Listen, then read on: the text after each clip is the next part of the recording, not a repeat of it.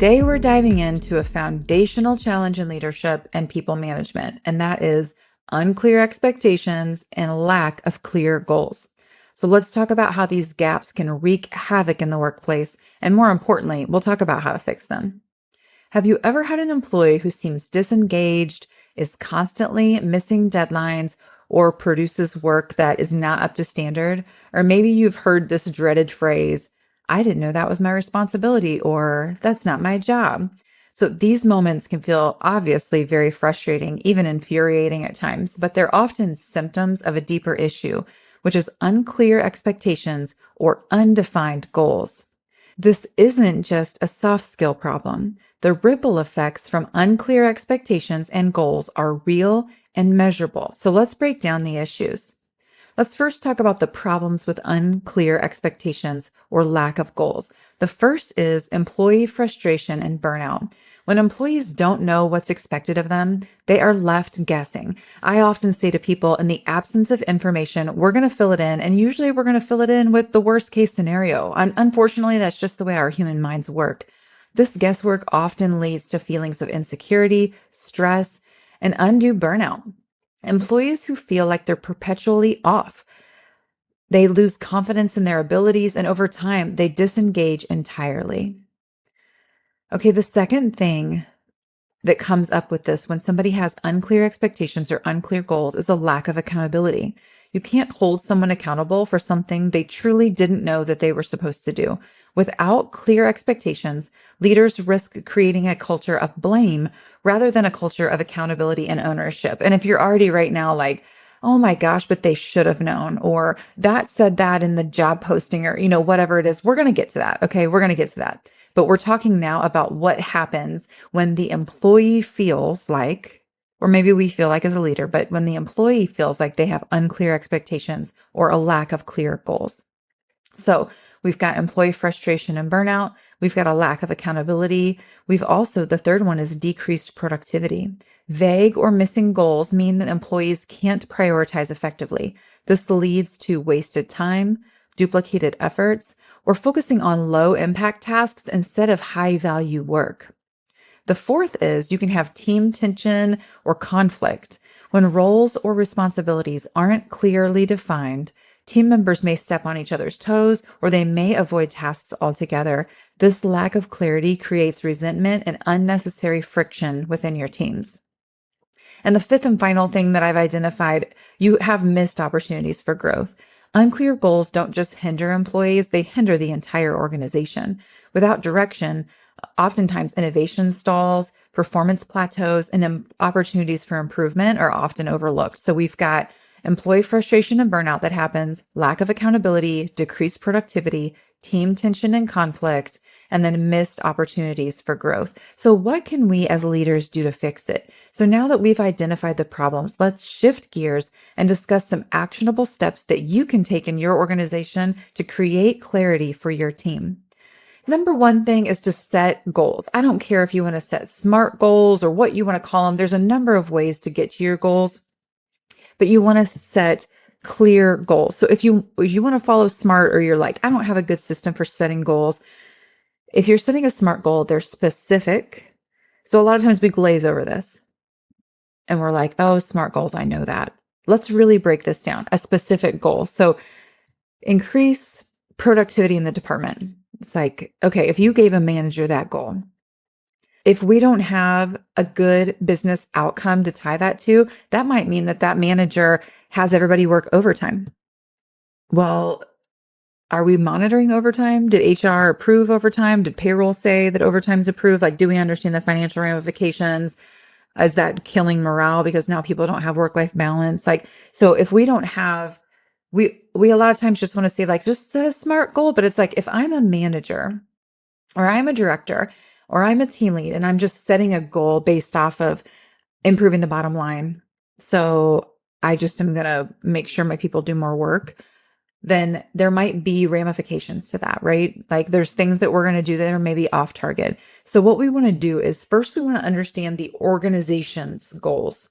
And if you are the senior leader and you don't have these, I'm just going to tell you right now, you need to, if you don't know how to do it, work with a professional, somebody like my consulting firm or other people who know how to help you set a strategic plan, because we have to have objectives. We have to have business objectives for the year.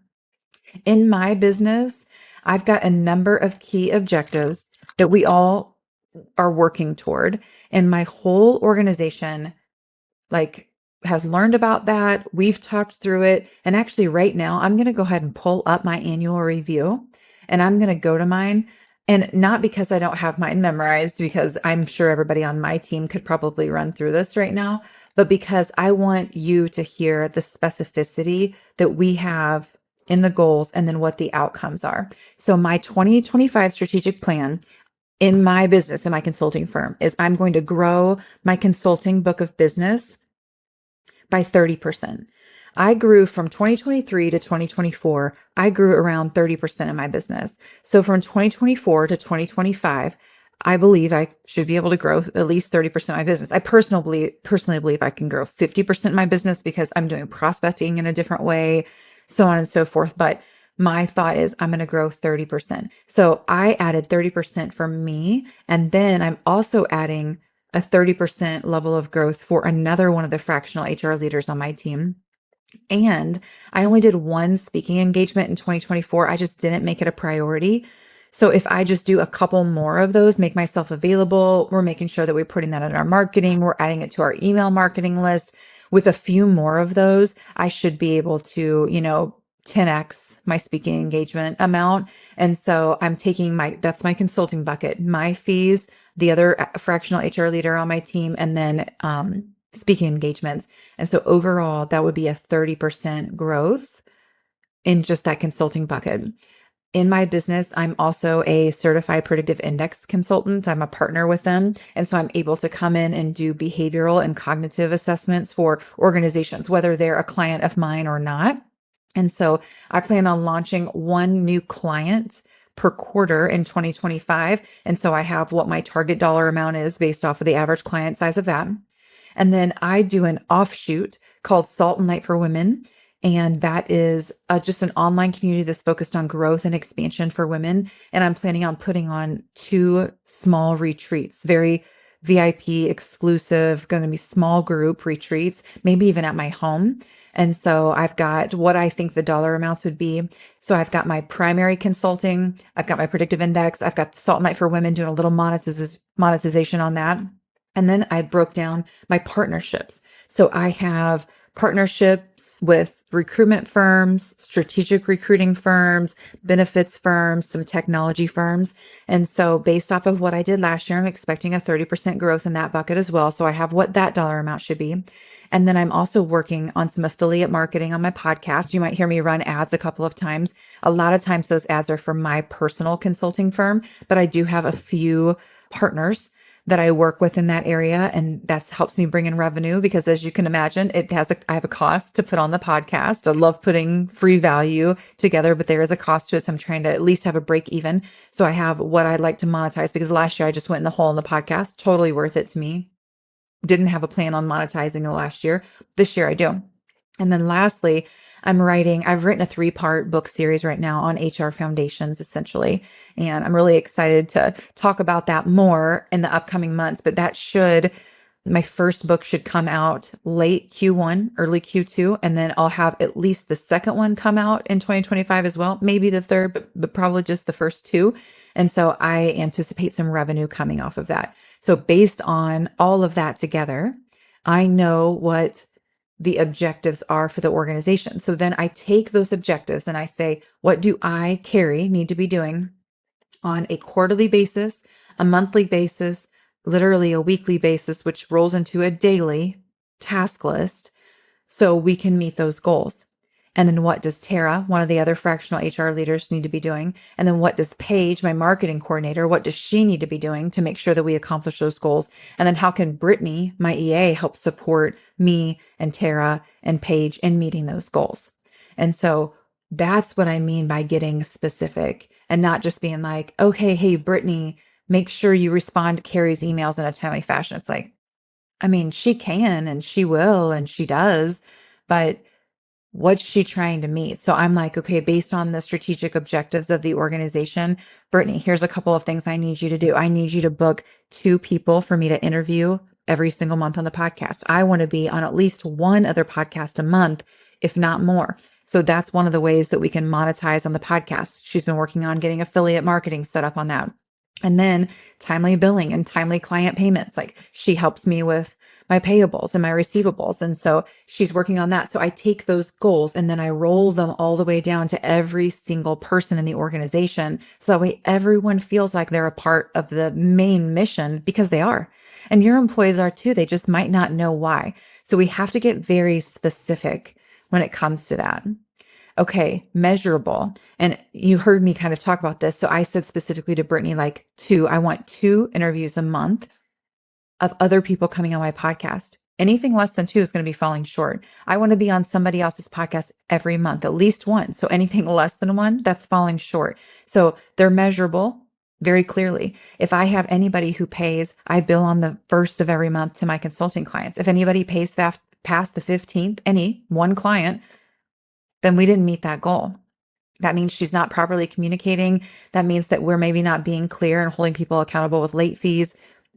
So we create monsters. You know what I mean? Like, so there are clear things that she can do and we can put measurement behind it. With my marketing coordinator, there's measurement behind all of our social media. We want to make sure they're achievable. So yes, we have things like stretch goals, but we also want to make sure that they're achievable goals too. So I tell my folks like, okay, if my goal is X dollars in revenue, I actually think pie in the sky, we can hit this dollar amount, but I'm going to take us all on an annual retreat. That's what I've said the last few years. Like if we hit this particular dollar amount, which is essentially 30% growth, then we're going to do a team retreat. So in April of this year, we're all going to the Four Seasons to celebrate the 2nd anniversary of my consulting firm. And then also everyone's getting spa treatments. We're staying for 2 nights. I've got brunches planned. I've got dinners planned. I've got a photographer coming in, like a really nice event where we're going to be there for 3 days and 2 nights together because we've hit some goals. We've hit some milestones together. If we hit that larger stretch goal, we're all going to fly somewhere.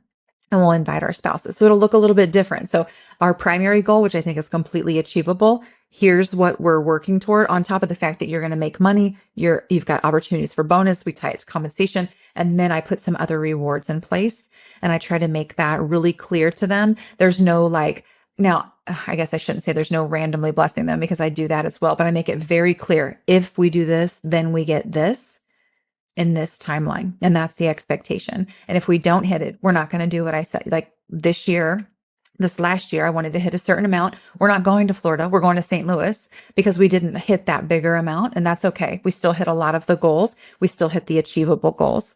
We want to make sure they're relevant. So we want to help each particular staff member to understand how this impacts that bigger picture. And then we want them time bound.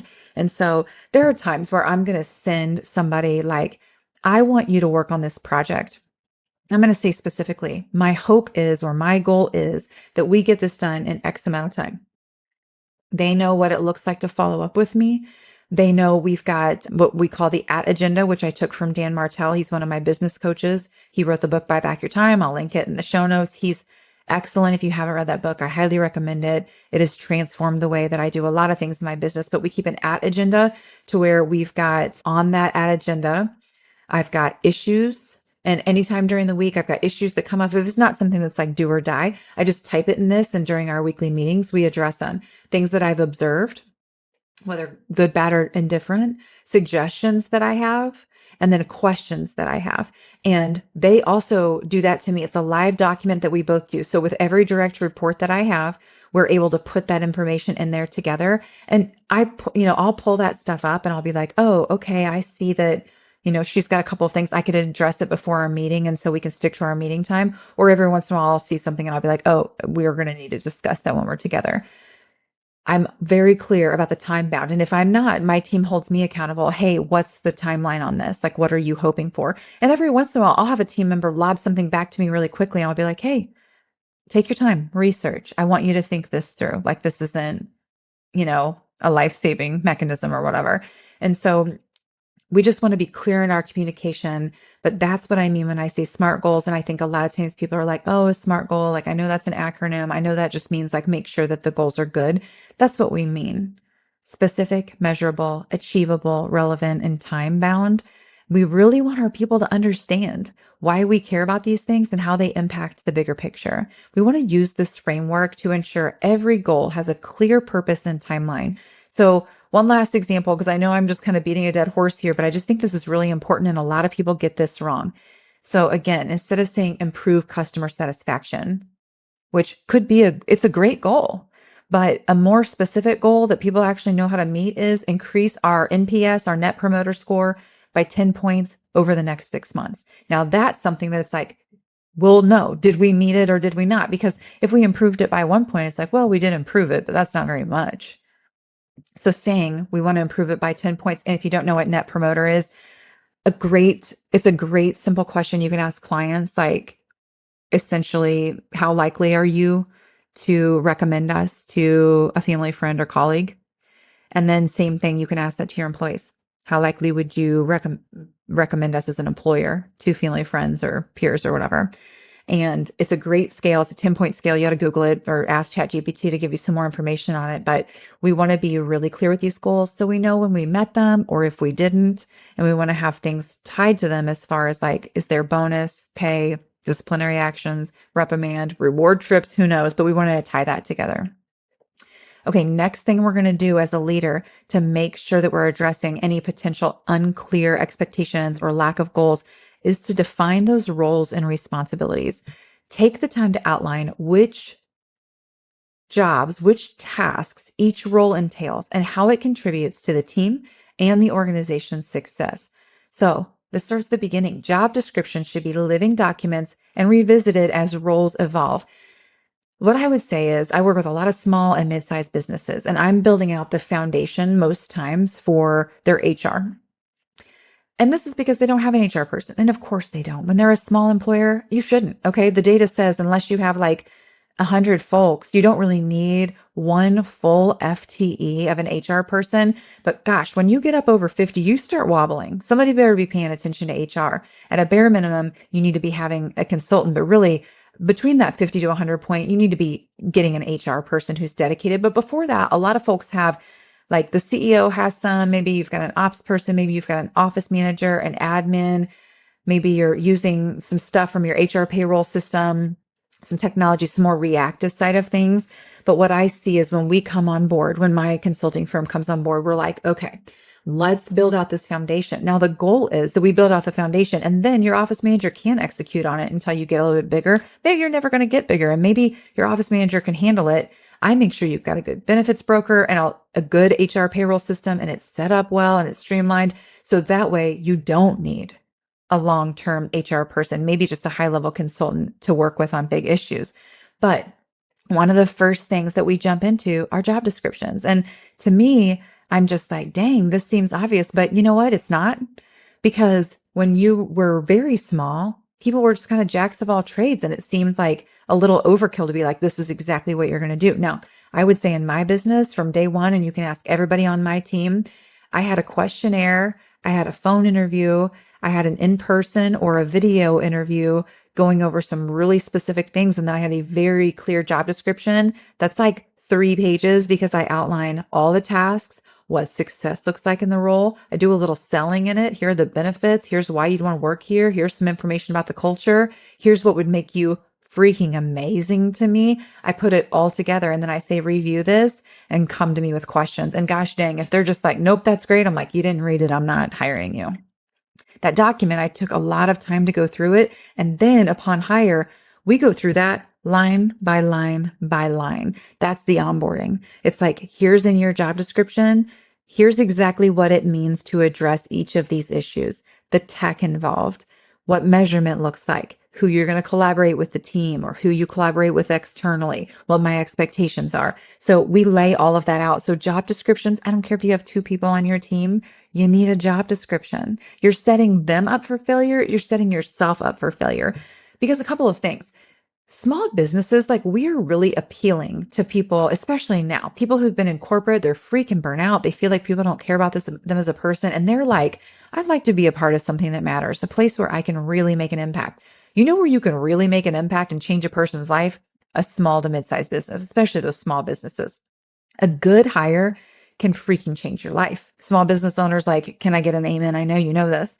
So they came from corporate though. Like, give them a job description. I don't mean it has to be like super legalese, but like also I'd argue, why not? Like, why not protect yourself and protect them and just put clear expectations out there? And then I mentioned revisiting it annually. It'd be a good idea. And you should be meeting with your people with regularity. I mentioned I meet with mine once a week and then once a month together as a team. And then once a quarter, we get together physically because we're a remote team. Once a quarter, we get together physically for a full day because I think that's important. But I would say 1 month a year, you need to set up time to go through performance. And inside of that time span, you need to go through their job description. And I don't mean like I've read and reviewed my job description and agree it's still in alignment with my role. Like, blah. HR has the word human in it. Like, let's stop acting like robots and actually act like humans. I'm pulling up the job description and I'm saying, okay, here's everything that's outlined in your current job description. Are we doing all of those? Like, less, more? Is there anything we should add that you are doing that's not captured? Is there anything that's on here that you're not doing at all? And then we can talk about what growth looks like if they're ready for it, or what underperformance is happening if that's occurring. That is an amazing time to dig in. That job description is not just there because HR people are boring and like to check boxes, even though that's what we get pegged as. Go back and listen to my episode with Tara Paris where we bust all the HR myths. But it's there because we can like open up a dialogue around this document. And then it doesn't have to be like you versus me. Like, are you meeting my expectations? We're sitting on the same side of the table. We're both looking at this document and saying, like, does this document serve us well? Is it a good measurement? Okay, so first thing we're doing, we're setting those SMART goals. The next thing we're doing is defining our roles and responsibilities. Third thing we're doing is communicating expectations early and often.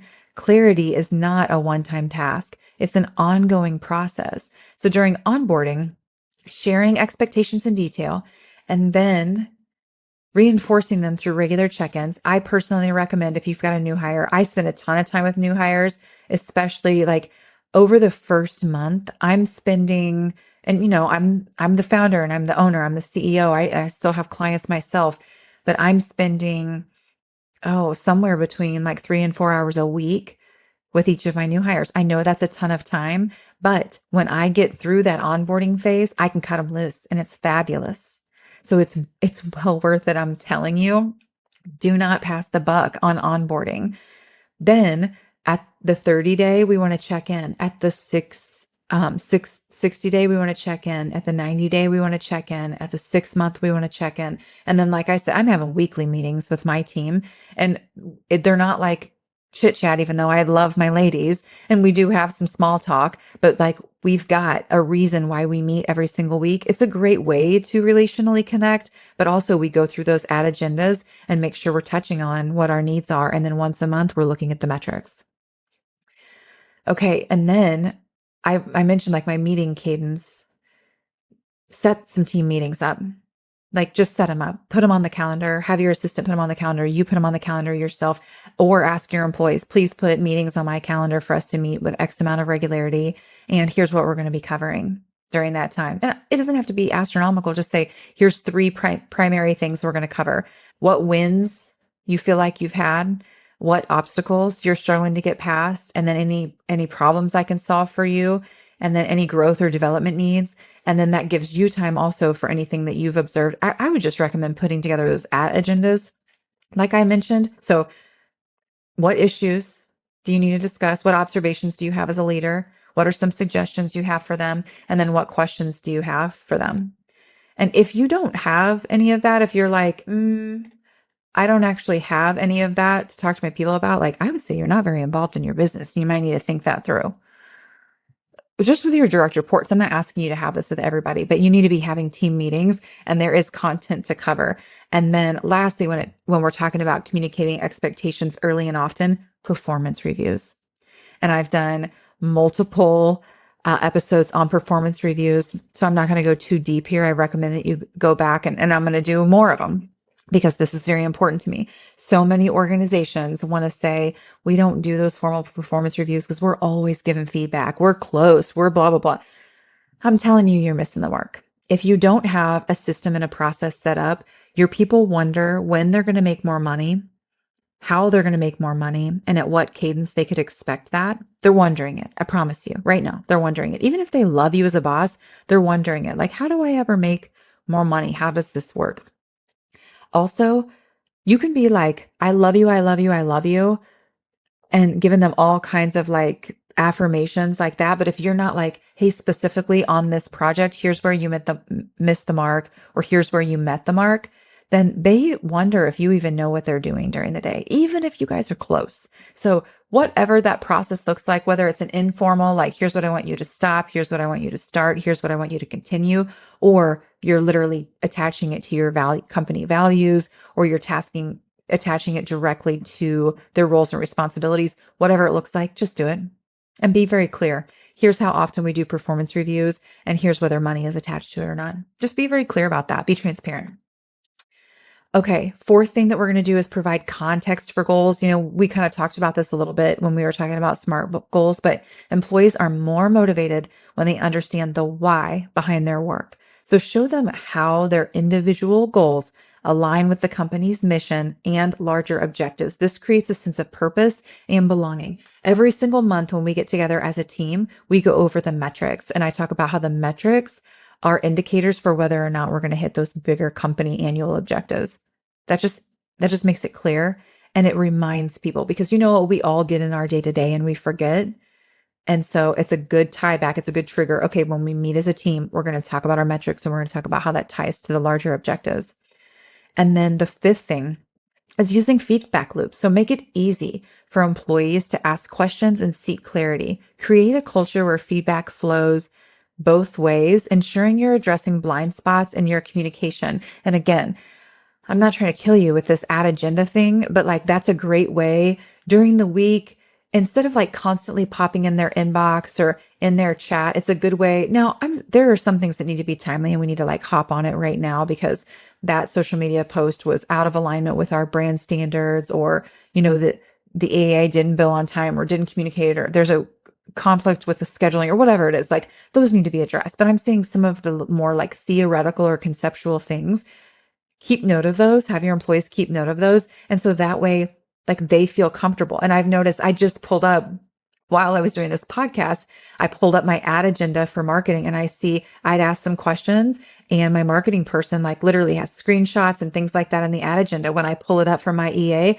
I see she's got a couple of questions for me on there that I need to answer, or I'll answer them with her when we have our next meeting. And so I want to give them an opportunity to communicate with me. And you might say, well, I've got an open door policy. Like, I'm telling you right here and now, most of your employees, some of your employees are going to just interrupt you to death, but most of them are going to look at you as the leader, and they're going to say, I don't want to bother him or her.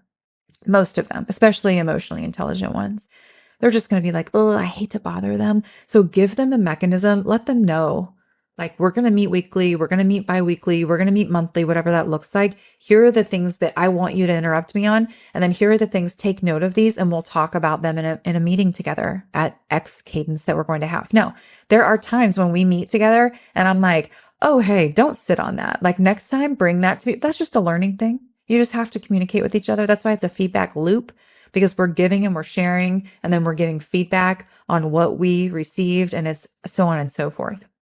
Okay, sixth thing we're going to do as a leader to address it is equip our managers or our team leads or our directors to lead with clarity. So managers are often the front line for communicating expectations to employees. We want to make sure that we're providing our managers, our team leads, our supervisors, providing them with training and tools to set clear goals, to learn how to delegate effectively, to know how to address confusion head on. There's tons of data out there that like there's a major skill drop off at the middle manager level.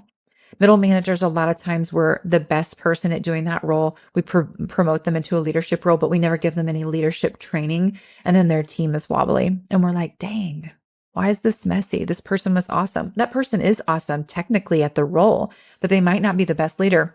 And you might even see tons of potential in them as a leader. I'm not saying that they're not going to be a great leader, but we need to give them the tools and don't be like, don't wait until it's a shortcoming just from the very beginning. Like right now, for example, with one of my clients, we've got a clinician who is now moving into a leadership role over other clinicians. She's an RN. Now she's a clinic leader.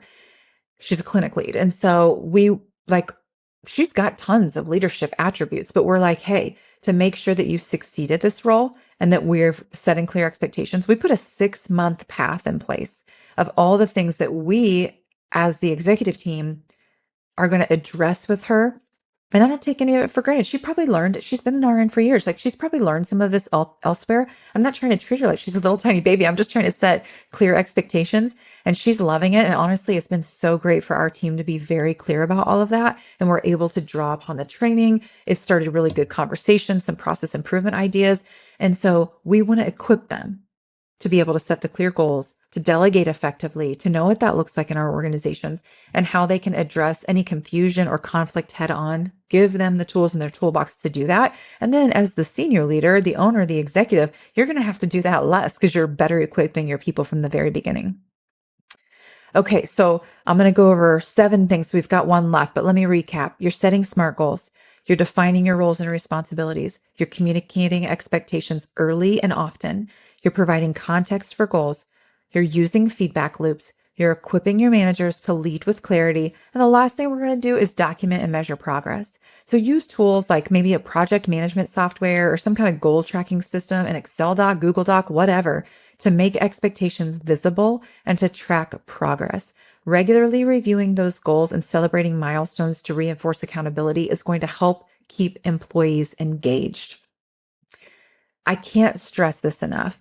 If we have things that we're measuring at the top level, but we're not talking to our employees about that, documenting and measuring progress and bringing them in on the folds, they don't know that we're measuring it. I guarantee you, if you don't talk to your employees about that, and then at the 6-month mark or the 1-year mark, you're like, man, we really missed the mark on this. They're going to be like, shoot.